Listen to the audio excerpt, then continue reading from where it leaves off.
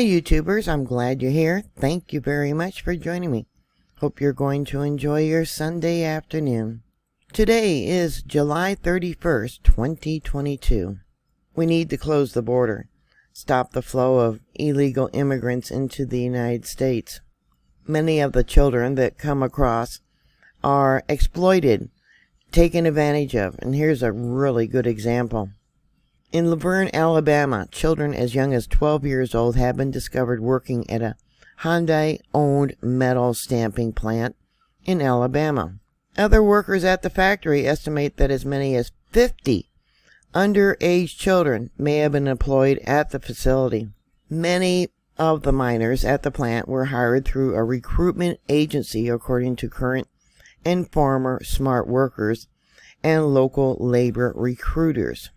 One former worker at Smart, an adult migrant who left for another auto industry job last year, said there were around 50 underage workers between the different plant shifts, and that he knew some of them personally.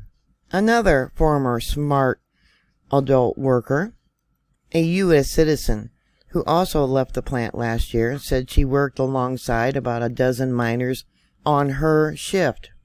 Another former employee, Tabitha Moultrie, worked on Smart's assembly line for several years through 2019. Moultrie said the plant had a high turnover and increasingly relied on migrant workers to keep up with the intense production demands. She said she remembered working with one migrant girl who looked about 11 or 12 years old. One family that Reuters began the investigation with had 3 children working there. One of the children, now 14, her brothers 12 and 15, all worked at the Smart metal stamping plant in Louver earlier this year. The children were not attending school, spending their days instead working at the Hyundai-owned factory. After the Reuters article, I believe it was this month on the 22nd, there was outrage after it came out on the local news agencies. The plant dismissed many underage workers who were on its staff.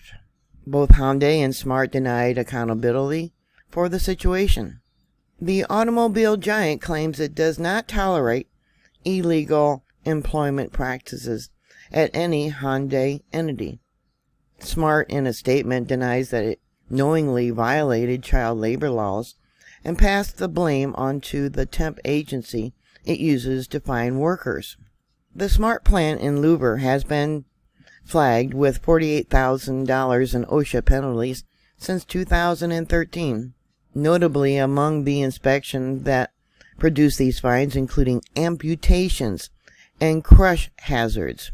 Smart boasts that it has the capacity to supply the parts for up to 400,000 vehicles every year. The Alabama Attorney General, Steve Marshall, refused to comment on whether or not they have taken any action, despite having been previously informed by the police force of the town of Enterprise, which does not have jurisdiction over Louver. The Alabama Department of Labor, however, announced that it would be cooperating with the U.S. Department of Labor and other agencies to investigate the child labor abuse at the Smart plant. Evidently, the Smart plant only dismissed the child laborers only when the public discovered what was happening. Alabama child labor law prevents minors under the age of 16 from working in any manufacturing environment. According to the Alabama Department of Labor, the law also states that the presence of any person under the age of 18 in any restricted business establishment or restricted occupation shall be the prima facie evidence of employment. That means that regardless of whoever was paying the minor, the presence of a minor alone is all that is needed to establish that they are an employee. They were at the Smart factory. They are Smart employees, as far as the Alabama child labor law is concerned. The Smart plant builds parts for the popular Elantra, Sinatra, and Santa Fe vehicles that through June accounted for almost 37% of Hyundai's U.S. sales. Reuters also had another article about the chicken industry there in Alabama. Their excuse for not paying living wages, it says here, the U.S. poultry plant hungry for labor, relying on migrant workers and staffing agencies to fill the jobs. With migration soaring from Central America, some miners are making their way into the pipeline. Reuters found one Guatemalan teen who, with the help of illegal brokers, landed a job at an Alabama plant. This article here was published in February of 2021. She was only 16, borrowed $10,000 for smugglers to get her through Mexico, crossed into Arizona, and then in February turned herself over to immigration officials. After about a month, officials from the U.S. Department of Health and Human Services, which oversees shelters for migrant children, released her to a sister in Alabama.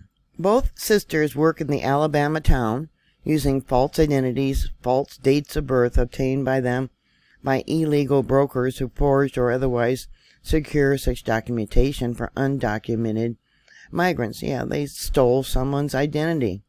More than a dozen migrants and other poultry industry employees in Coffee County said that undocumented workers, including miners like Amelia, regularly find jobs at area's plants.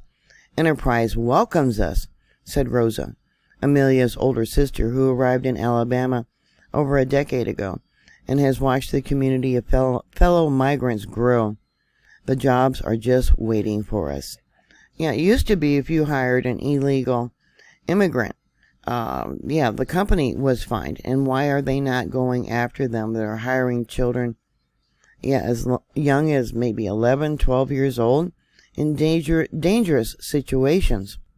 For minors like Amelia, the pressure to make money quickly also keeps them from enrolling in school, which is both mandatory for anyone under 17 in Alabama, and sometimes federal authorities seek to ensure once they are released to a child sponsor. So she was released to her sister, and they didn't confirm that she was enrolled in school.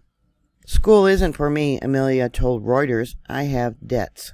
She says she's being paid $10 an hour. That is not a living wage. She evidently paid about $1,500 for her fake ID, and it is well known that if your ID goes bad, they just quickly get a new one and start using the new name so they can continue to work where they're at. There was a company in Aberdeen, South Dakota, that brought in workers, and they did the same thing as what this one company evidently did.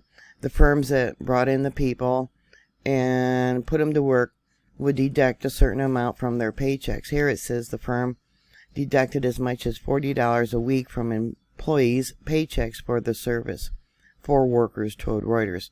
I can confirm that these people got ties to some important people that are bringing in workforce from, it started out they were bringing in people from South Africa. Yeah, that company basically got rich off of the people trying to make their lives better, come here illegally. Last I heard, the husband and the wife that started the company there in Aberdeen, South Dakota, both ended up being deported because their work visas had expired, and they had 2-3 children that were born here in the U.S., and the parents remained here for years and years, even after their work visas expired. So what are your thoughts? Please put those comments down below. Thank you very much for watching. Thank you for subscribing. Please stay safe, and I'll talk to you later. God bless you. Bye.